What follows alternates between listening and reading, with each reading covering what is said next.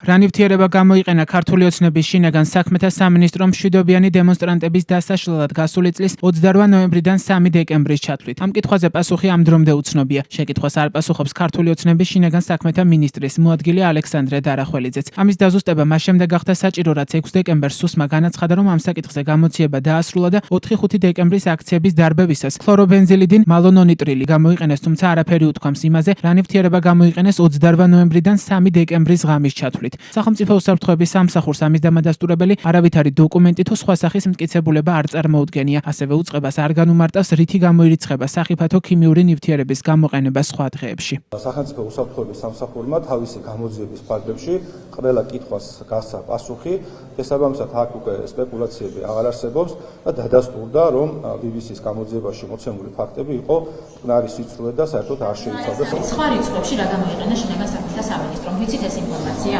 შინაგან საქმეთა სამინისტრომ წარუდგინა ყველა ინფორმაცია, ყველა დოკუმენტაცია, რაც დაკავშირებული იყო BBC-ს ფილმში მითითებულ საკითხებზე.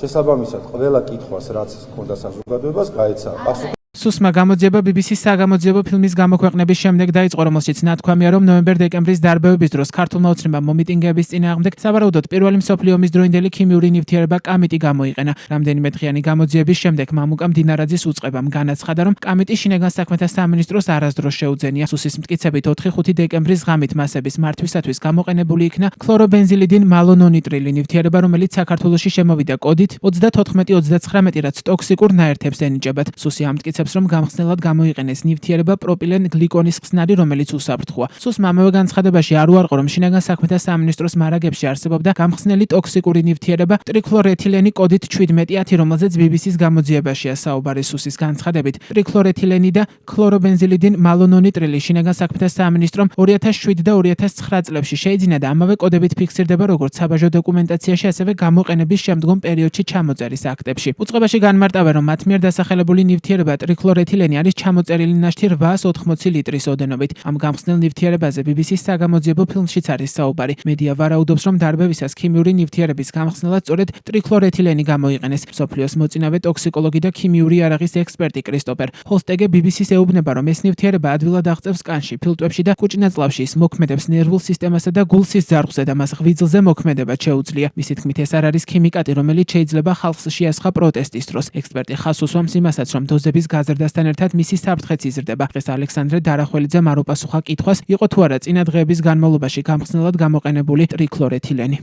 28 ნოემბრიდან 5 დეკემბრის ჩათვლით პარლამენტის მიმდებარე ტერიტორიაზე ადგილი ჰქონდა მასობრივ არეულობას. ადგილი ჰქონდა მასიურ თავდასხმას პოლიციაზე, მათ შორის საქართველოს პარლამენტის შენობაზე. პოლიციამ ჯერ გააფრთხილა არაერთ გზის საზოგადოება და ის შეკრებილი ძალადობრივი აქციის მონაწილეები და ამის შემდეგ გამოიყენა კანონით გათვალისწინებული სპეციალური საშუალებები, რაც არის პოლიციის შესახებ კანონში გათვალისწინებული და იყენებს ყველა თანამედროვე ევროპული პოლიცია. რაც შეეხება კონკრეტულ ნივთიერებას, გაგეცით არაერთხელ პასუხი და კიდევ ერთხელ πასუხობთ, რომ სახელმწიფო უსაფრთხოების სამსახურმა გამოიძია ეს საკითხი. დეკემბერთან დაკავშირებით და თან ვიგებთ მართლაც გამოწერილი ნივთიერებები, რომელიც ისევ არსენალში არის და არ არის განადგურებული. მაშინ იქნებ კიდევ სხვა ჩამოწერილი ნივთიერებები არსებობს, იქნებ ისეთი ნივთიერებები გამოიყენოს ქალაქების წინააღმდეგ, რომ საერთოდ ხმარებაში არ უნდა იყოს. ამის მტკიცებულება სად არის, რომ არ გამოგიყენებია მსგავსი ნივთიერებები. ეს არის ძალიან მარტივი სიტყვაზე უნდა ვეთქოთ, რომ დოკუმენტები სად არის. ყველა ის დოკუმენტი, რომელიც რელევანტური იყო და საჭირო იყო გამოძიებისათვის, ამოღებული არის თევზ გამოძიების საქმის მასალებში და ამ მასალებზე დაყრდნობით, მოწმეთა ჩვენებებზე დაყრდნობით, ექსპერტიზებზე დაყრდნობით, იმ ვიზუალური მასალაზე დაყრდნობით, რომელიც საზოგადოებისთვის გასაჯაროა და კიდევ სხვა მასალებზე დაყრდნობით, დაკეთა დეტალური განმარტება თითოეული ნივთიერებასთან დაკავშირებით, რომელზეც საზოგადოებას ჰქონდა კითხვები. ძლიერი საქართველო ლელო მოითხოვს სუში BBC-ს მიერ მომზადებულ საგამოძიებო მასალასთან დაკავშირებით მიმდინარე გამოძიებაში საერთაშორისო ექსპერტები ჩაერთონ. როგორც კოალიციის აღმასრულებელმა მდივანმა თაზო დათუნაშვილმა ბრიფინგზე განაცხადა, ყველა ცივილიზებულ ქვეყანაში საერთაშორისო სტანდარტი ამბობს, რომ მსგავსი გამოძიებები ღია უნდა იყოს. ამ კრიზისიდან გამოსავალი არის პროცესის ღიაობა, რომელშიც უნდა დადგინდეს რა პროცედურები იქნა განხორციელებული, იქ შეიძლებოდა თუ არა რაიმე მინარევის გაკეთება წყლის ჭაულში. ეს მინარევი ნივთიერებები მაღალი ტოქსიკურობის იყო თუ არა.